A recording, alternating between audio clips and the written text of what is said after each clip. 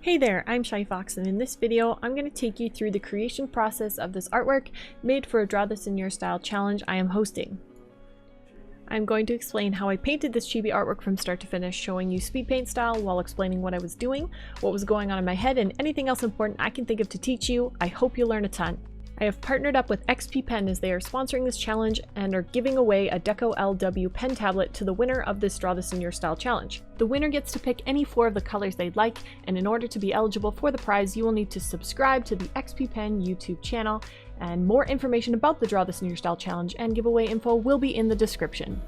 My art process for a chibi artwork such as this usually begins with first finding references, then working on the sketch and sort of sketching in a composition I like. That's why you see me doing things like flipping it and enlarging and decreasing the sizes of like the laptop and where the chibi is placed, and trying to get everything to look good as a whole.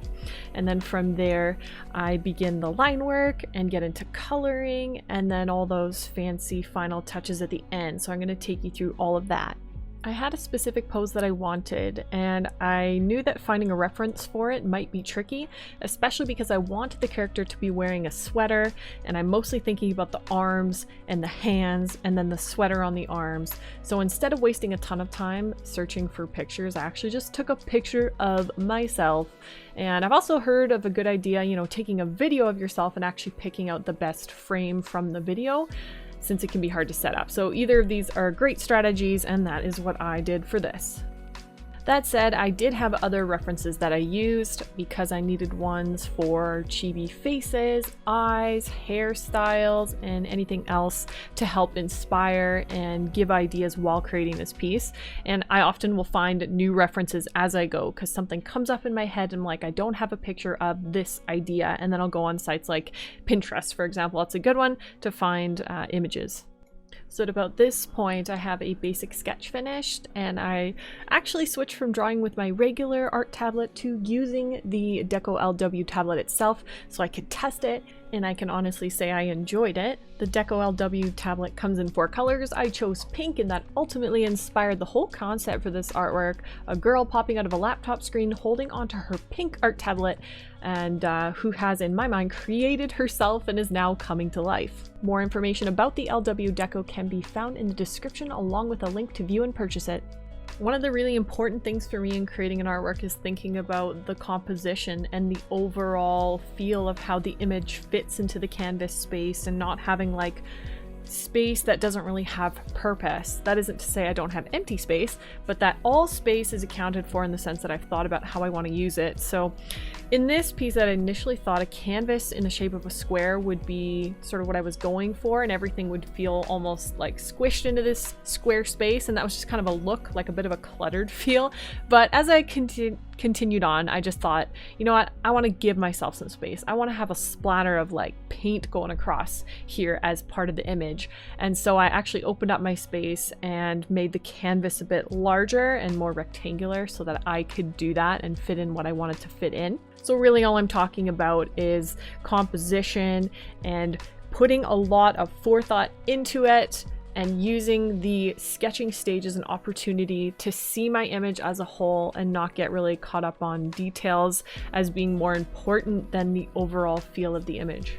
Because I was designing this image and had to come up with a concept and create the character and think about like how the hair is going to be, colors, I actually sometimes do what I think of as like a color sketch, where I just put flat colors underneath the sketch to test it out, again, to see the image as a whole and to get a sense of like what I want to do, and come up with a color palette and commit to sort of character design, knowing that I could go back and change those colors at any time if wanted. Like the blonde hair, I tried brown at one point and changed my mind back to blonde again.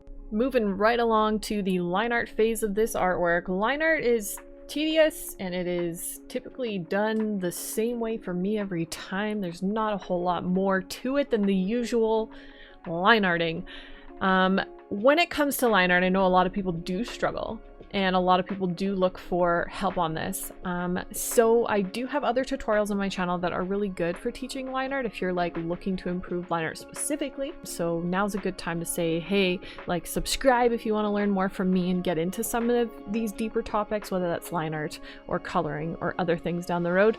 So subscribe, and that would really help me out as well. But long story short, making successful line art really has a lot to do with using the tools of your program and optimizing what's there for you. Those vector tools are fantastic in Clip Studio Paint, the vector erase, those line adjustment tools and those line point adjustment tools just really help overall. And then of course the stabilizer and getting more confident in your line strokes.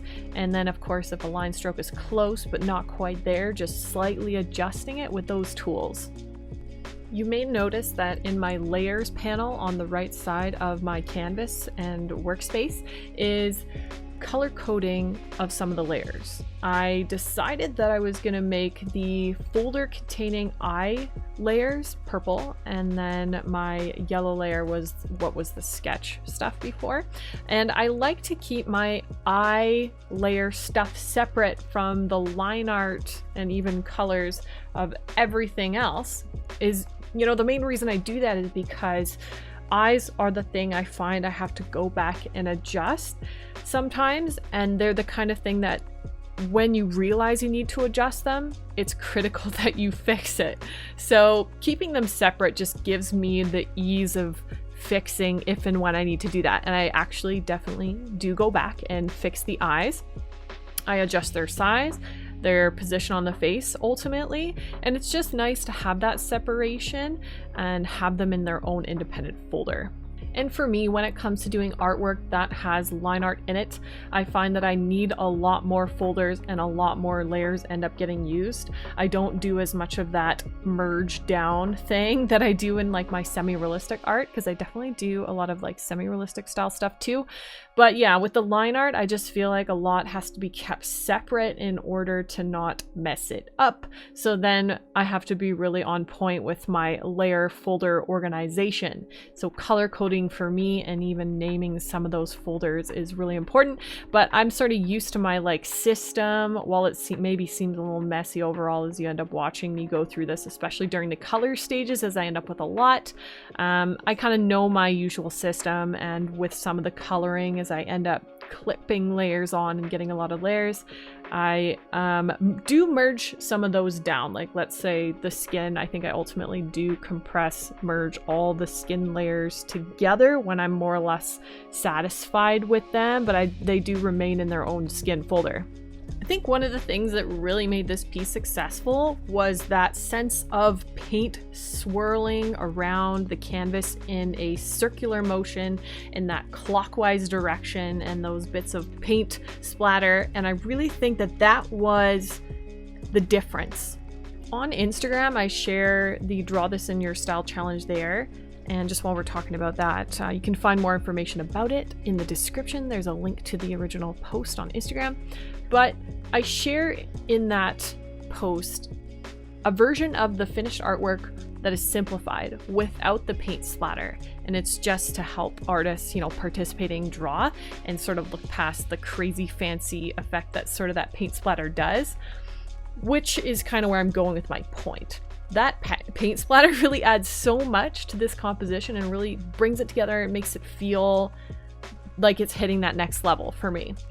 And so without it, it is simplified and it doesn't feel as exciting or dynamic or feeling that sense of motion or that sense of life to it. So if I were to just give you a nugget of something that you can take away from this video, it is the power of having something that essentially is in the foreground, or even something that kind of creates a circular effect, kind of bordering your artwork and surrounding your character, and then, you know, giving a little life into the hair flies up a little. I mean, this works best for like more fantasy stuff where that might actually happen, but yeah, if you're thinking like anime and chibis and things like that, then definitely.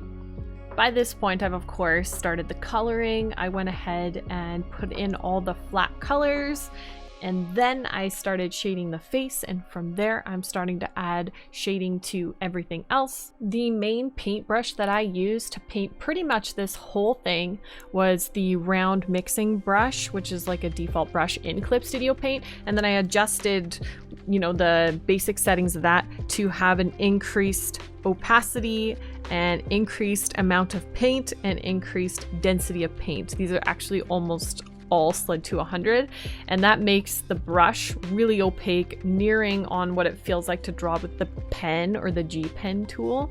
And it is just kind of my go-to brush that I like using for this chibi style, cartoony style artwork, where the brush I'm using has a very opaque style to it. I will mention that I also use the airbrush tool for a lot of things, like the blush on the cheeks and just sort of those gradients in overall like darks and lights that I need within the colors of the piece. Airbrush, of course, as I always say, is a tool not to overdo or be careful with. It is always important to have a mix of hard-edged shadows and soft-edged shadows that you can get from the airbrush. A lot of people ask me about painting hair and really struggling with it, and like my best piece of advice is always going to be use references and use lots of them. So if there's like a specific hairstyle you want, then definitely go find an image of that, especially an artwork of it, because then you can see like how has it been captured in a painted style, and then you can take ideas from that.